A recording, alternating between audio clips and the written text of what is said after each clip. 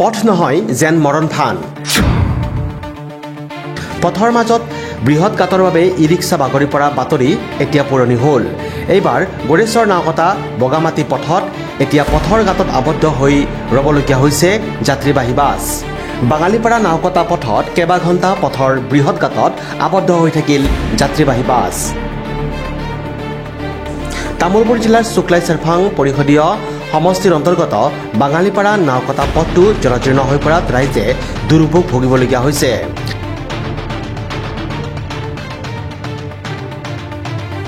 তামুলপুৰ জিলাৰ খোৱাকপুৰত পুখুৰী সদৃশ গাঁতত আবদ্ধ হৈ ৰ'ল যাত্ৰীবাহী বাছ। মহৰীপাৰা নাওকটা বগামাটি গড়কাপ্তানি পথটোৰ দুৰাৱস্থাই জলাকলা খুৱাইছে ৰাইজক।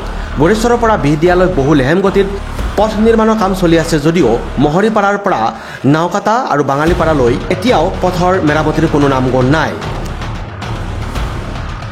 ইপিনে দিনে নিশাই চলি আছে শিল বালি ভৰ্তি ডাম্পাৰ, যাৰ বাবে পথছোৱাত সৃষ্টি হৈছে বৃহৎ বৃহৎ গাঁতৰ।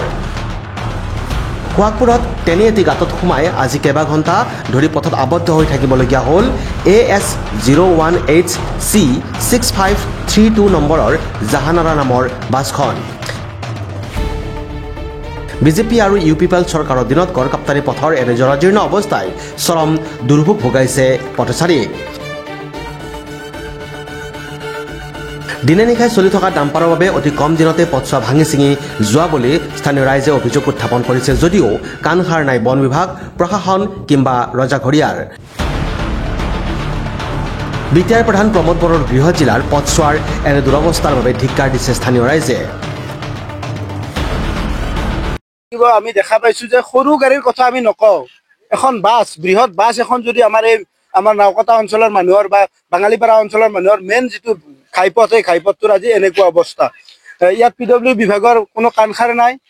তাৰপিছত আমি ক'ব লাগিব আমাৰ চৰকাৰৰ যি বৰমূৰীয়া বিষয়ববীয়া EM হওক, MCLA হওক বা আমাৰ মাননীয় অধ্যক্ষ ডাঙৰীয়াৰ ঘৰ ইয়াত, এই অধ্যক্ষ ডাঙৰীয়াও এবাৰ কি কৰিছিলে, আমাক এই পথটি মেৰামতিৰ নামত শুভ আৰম্ভণি কৰিছে, আজি এই অৱস্থা কৰি থৈ দিছে। এখেতসকলে এতিয়ালৈকে কোনো ধৰণৰ পথটোৰ সুব্যৱস্থা কৰি দিয়া নাই। ইয়াৰ জনসাধাৰণৰ একমাত্ৰ ভোট লাগে, জনসাধাৰণৰ কাম কৰাৰ কোনো ইচ্ছুকতা আমি ইয়াৰ প্ৰতিনিধিবিলাকৰ আমি দেখা পোৱা নাই। ক'ব লাগিব আমাৰ শিৱসাৰৰ এইটো গৃহ জিলা তামুলপুৰ জিলা, তেখেতসকলৰ নিজৰ জিলাৰ আজি পথটোৰ এনেকুৱা অৱস্থা। আমি আজি এই মিডিয়াৰ জৰিয়তে তেখেতসকলক আহ্বান জনাব বিচাৰিছোঁ, অতি সোনকালে এই পথটোৰ কিবা এটা ব্যৱস্থা কৰি দিয়ক। আমাৰ মাননীয় মুখ্যমন্ত্ৰীয়ে বিভিন্ন সভাই সমিতি আহি কৈ থৈ গৈছিলে এই ৰাস্তাটো ফ'ৰলেনযুক্ত ৰাস্তা এটা বনাব বুলি, কিন্তু ফ'ৰলেনযুক্ত ৰাস্তাটো বেলেগ কথা, ইয়াত পুখুৰী সদৃশ গাঁত সকলোৱে দেখা পাইছে।